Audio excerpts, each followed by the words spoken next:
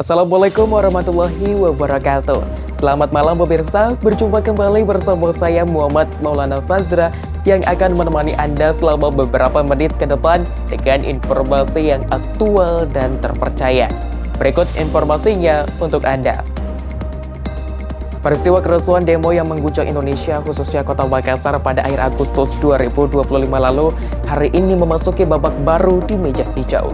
Sebanyak 17 pendemo resmi didakwa dalam sidang perdana di Pengadilan Negeri Makassar atas aksi pembakaran, perusakan, dan pencurian yang terjadi di komplek gedung DPRD Kota Makassar dan gedung DPRD Provinsi Sulawesi Selatan. Jaksa Penuntut Umum atau JPU membeberkan kronologi lengkap peran tiap terdakwa hingga dampak kerusuhan yang menyebabkan kerugian negara mencapai lebih dari 84 miliar rupiah. Dalam sidang yang digelar pada Rabu 19 November 2025, sebanyak 17 terdakwa dihadirkan dengan 3 kategori kasus. 10 terdakwa didakwa dalam perkara pembakaran gedung DPRD Sulawesi Selatan, 3 terdakwa lainnya terkait perusakan gedung, sementara 4 orang tambahan didakwa dalam kasus perusakan serta pencurian di kantor DPRD Kota Makassar. Dalam dakwaannya, JPU menjelaskan bahwa kasus bermula ketika terdakwa Muhammad Awal Ramadan, ketua organisasi dari salah satu kampus di Makassar, mengajak 9 rekannya untuk melakukan aksi unjuk rasa pada tanggal 29 Agustus. Mereka berkumpul untuk membahas isu kenaikan gaji anggota dewan. Pada sore hari pukul 16.00 WIB, mereka memulai aksi unjuk rasa di Jalan Masjid Raya.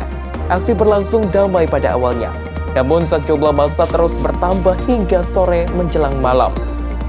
Sekitar pukul 17.00 mereka bergeser dan menggelar aksi lanjutan di flyover Urip Sumoharjo. Kemudian pada pukul 20 WIB, rombongan demonstran kembali bergerak menuju gedung DPRD Sulawesi Selatan. Setibanya di lokasi, para terdakwa diserbu, merobohkan pagar gedung dan melemparkan batu ke arah bangunan. Tak lama kemudian, 2 terdakwa lainnya yaitu Sylvester dan Afriza membeli bensin sebanyak 1 liter atas arahan Hardiansyah. Bensin itu kemudian digunakan oleh terdakwa Muhammad Rizky untuk membakar 3 ban, 1 pos Satpol PP, dan 1 unit sepeda motor. Perbuatan ini mengakibatkan gedung DPRD Sulsel tidak dapat digunakan lagi. Atas kejadian itu, mereka didakwa melanggar pasal 170 ayat 1 KUHP serta pasal 406 ayat 1 KUHP junto pasal 55 ayat 1 ke 1. Jaksa juga mendakwa 3 terdakwa lainnya yakni Rahmat, Rian, dan Randi atas tindakan perusakan di kantor DPRD Sulsel. Terdakwa Rahmat sempat merekam kebakaran di kantor DPRD Makassar sebelum bergabung kepada massa dan ikut melempar gedung menggunakan batu dan serpihan batako.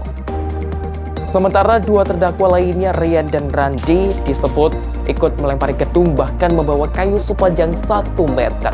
Aksi kerusakan tersebut menyebabkan kerugian mencapai 84,5 miliar rupiah.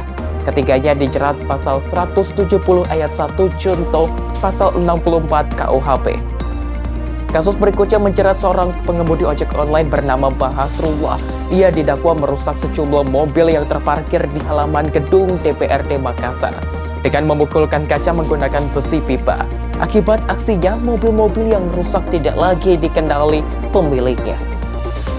Selain itu, ada juga 3 orang terdakwa pencurian, Rusdi Siki, Haidir Anwar, dan Muhammad Yardi. Ketiganya memanfaatkan situasi huru-hara setelah api padam untuk mengambil berbagai barang, mulai dari AC outdoor hingga kursi dan kulkas. Mereka dikenakan pasal 363 KUHP dengan klasifikasi pencurian dalam keadaan khusus. Kerusuhan di Makassar pada 29 dan 30 Agustus 2025 tercatat sebagai salah satu yang terbesar dalam 5 tahun terakhir di Sulawesi Selatan. Dalam konferensi pers sebelumnya, Kapolda Sulsel Irjen Rusdi Hartono menyebutkan total ada 61 orang yang diamankan.